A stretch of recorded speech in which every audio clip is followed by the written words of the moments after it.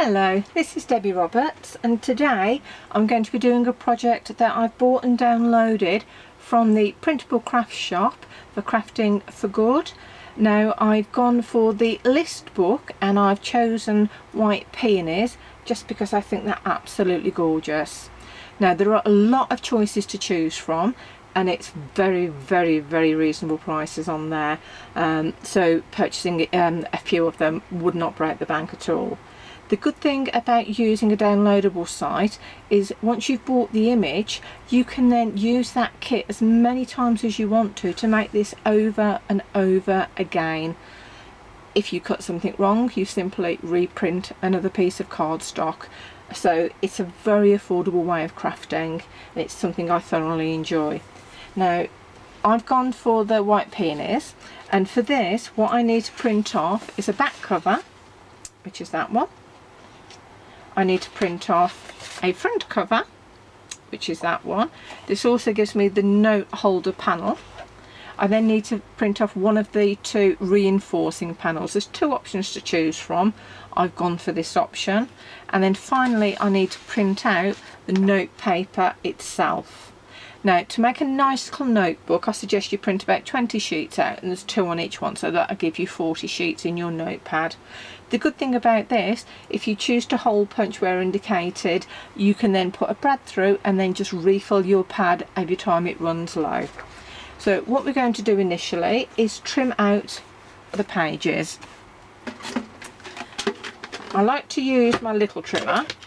Even though I'm cutting A4 pages, I find the little trimmer works perfectly, because all I do is put it in sideways, trim out on the side first, on the short edge, so lining it up.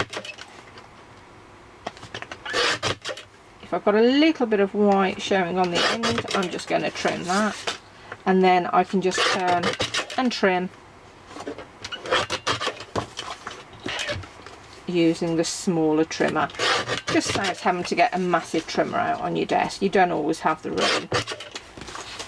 So trimming off all of the sections that I need. So that's the reinforcing section done. I'm going to be then cutting out the note holder and the front cover. That just cut very square, bear with me. Perfect. Now these do have the slightly rounded corners, so all I'm going to do is once I've cut everything out is just go in with the scissors and just round the corners off a little bit. You can use a corner punch if you wish, just to take the edges off. If you use a corner punch, go for the small corner punch because it's not a massive round. So I'm just taking that part out. So I'm going to finish that with my scissors.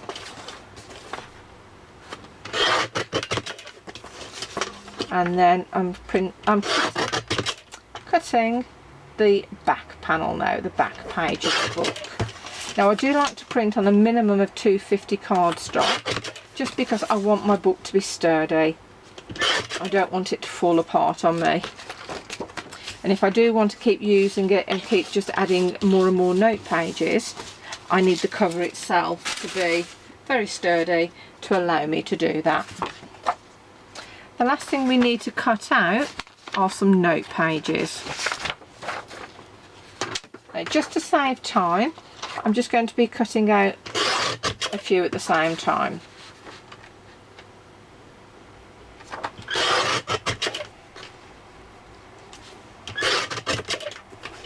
So just trimming them to size. This will give you an indication of how easy it is. Now you do have an option to score these, so underneath where the punching holes are, you have got dotted lines that then gives you the option to score, so you can actually have tear off pages. So once you've used the notepad, you can then tear off the pages and go to the page underneath. To do this, you do need either a scoreboard which has the ability to perforate, Or if you want to do it the old-fashioned way, you take a needle and a pricking mat, or the back of a spongy mouse mat, and simply poke your pin through to make perforations. Now it's quite hard to see that, but that is perforated, and I have perforated 4 sheets in one go. So it's a much quicker way of doing that. Now what I would do is cut out all of the notes pages and perforate them all, but that just gives you an idea of how we're going to do it. So I'm just going to take the scissors to finish cutting off the ends of our notepad holder, just because the one section in the middle is slightly longer than the side section, so you just can't cut straight across. And what I do is then cut down to separate them. Now the same way as if you do a corner of a box, like a pizza box, when you fold it in, I'm doing exactly the same things on this. Now it's not something that you should do, it's just something I found works for me much better. I just find I have a neater fold and when I cut the corners in. Don't have to take a little bit, you're just taking a little V out of the corner section.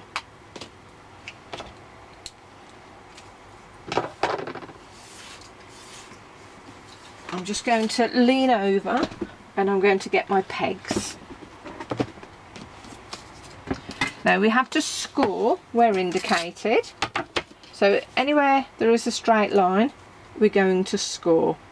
So using my scoreboard, I'm going to butt it against the centre line. Now the centre line on this I have coloured in black, so I can see if I line something up halfway down the board, I can still see the top and bottom of the line.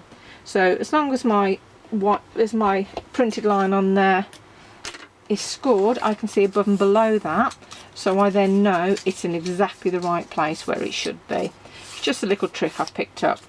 What I've also done in a different colour is then scored all of the equal numbers, so 1, 2, 3. I haven't scored the half numbers. I've done that on the inches side and the centimetre side of the board, just for ease of purpose. It's just easier for me to do that. If that's something that you think would work for you, go ahead and try it. If not, don't worry. The good thing with crafting is we all borrow ideas off each other, and if it works, share. If it doesn't work, you've tried something new and you go back to your old way of doing it. It's just a fun way of learning new things, by trying things that other people suggest or what works for them. So I'm taking my mini pegs and I'm just gluing the tabs together at the end and putting a little peg over it just while the glue sets. Now I do use Kalal all-purpose glue, which I bought from Crafter's Companion. I just find it a really good glue. It gives me 2 minutes of wiggle time, so if it's not right or if it's not stuck where it needs to be stuck, I have 2 minutes to move that around until it dries permanently, so I can just manipulate it and move it. So I'm now scoring anywhere there is a solid line.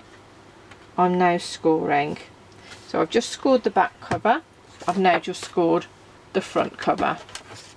That is now all done. So what we've got now, we've got the front cover and the back cover, which will sit like that with each other.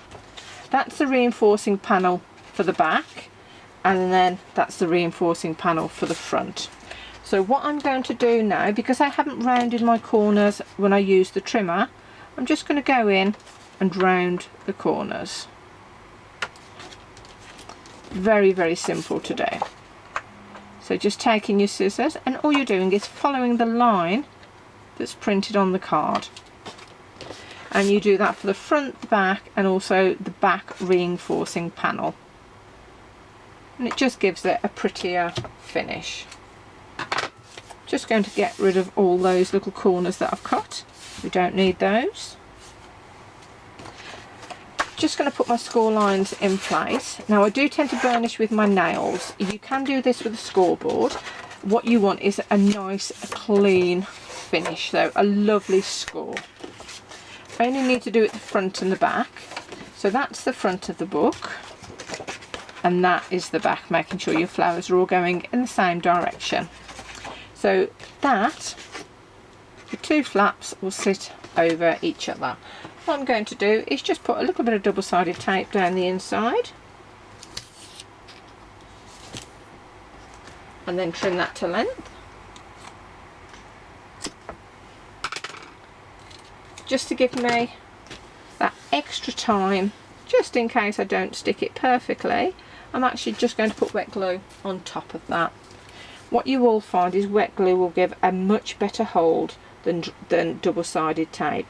The whole idea of a wet glue, it goes into the fibres of the card and it breaks it down by perforating into the fibres, so all areas stick together. I'm just going to literally wiggle my glue about a little bit so it just goes into all areas, and then press down. And once the glue starts to dry,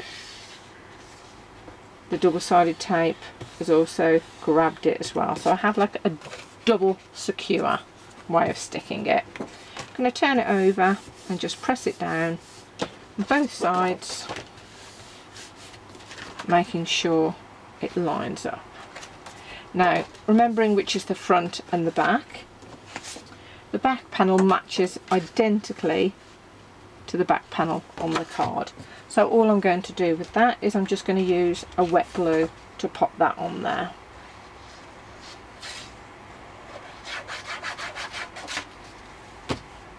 Now I am whizzing through this quite quickly. The good thing obviously about watching the video is you can pause me, and you can rewind me, and you can stop me. So if I'm going a little bit too fast for you, please pause, rewind and repeat. Now with wet glue, it's nice just to give it a nice rub to make sure it's all stuck where you want it to be stuck. And because you have that little bit of wiggle time, you can then just manipulate it as much as you need to make sure it's where you need it to be. Now if you find it doesn't match slightly, what you can do is just take your scissors, and where it's just not cut exactly on both panels, we just go around with our scissors and trim to match the outside of the card. Perfect. And then if we move that out of the way, so that now matches perfectly. Now this would be absolutely beautiful to decoupage up, so you can actually print this a few times, cut out all of the flowers and then just layer up on the front of the card. On the other reinforcing panel option that you have, it gives you a piece of the note paper that you can actually stick to the front instead. So it's entirely up to you whether you use the matching picture on the front of the card of the list book, which is the pianist, or whether you use the notepad if you wish to. Personal choice, whatever is right for you. Now we've done the basis of our list book, so this is the cover of our list book. All we now need to do is put the notepad inside it. Now you can, if you choose to, use some of the different products that they offer you on the Printable Craft store. This is from the planner collection, so this is one I've made for another project which I've downloaded, but it actually sits inside there perfectly and it actually matches really well. What I could do, instead of using the notepads from mine, is put that one in instead, and again that one would work absolutely perfectly. What I'm going to do, however, is use the one dedicated for this. I'm going to take my pegs off, the one I've glued, make sure it is fully dry. Now there are holes in there that you can punch through, and there are holes on the paper. What you can do if you choose to is punch through all of them, put a brad through and then seal it at the back and then pop that on. That will allow you to replace all of the pages.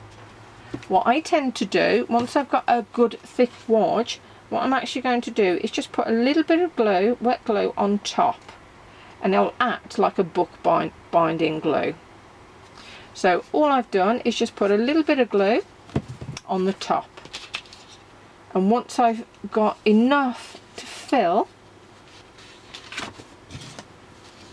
the notepaper holder, I would just simply push it in and press it down. I would leave it a few moments to dry, and once it's dried I would then wet glue the back of the holder and the last page.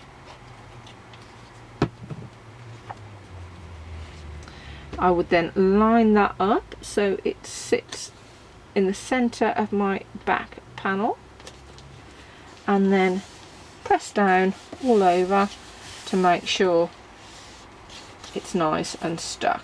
Because you're using a glue, you just want to press and hold on it for a couple of minutes to make sure it's stuck.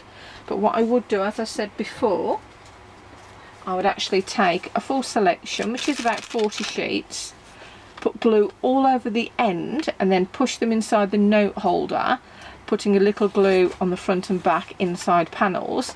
That gives you a very secure notepad. And again, these are perforated, so you can just tear them off once you've used them. Or alternatively, you can hole punch where the white circles are indicated on both the notepaper and the notepaper holder, push them through with a brad and secure that to the back. That then gives you the option of replacing the notepaper when you've used it, so you can reuse your book time and time again. Once that is all dry and you've put your about 40 sheets of notepaper in there, that is then your book ready to use. Absolutely stunning. Once you've got it full with your pages, obviously a little bit thicker and a little bit firmer, whereas I've only put about 5-6 pages in, just to give you an idea. What you could do if you wanted to, using a pen, again, make your pen holder, pop it in there. So as you can see, your seam allowance for there will allow a pen to sit in the side for you, which will then give you an absolutely gorgeous list book.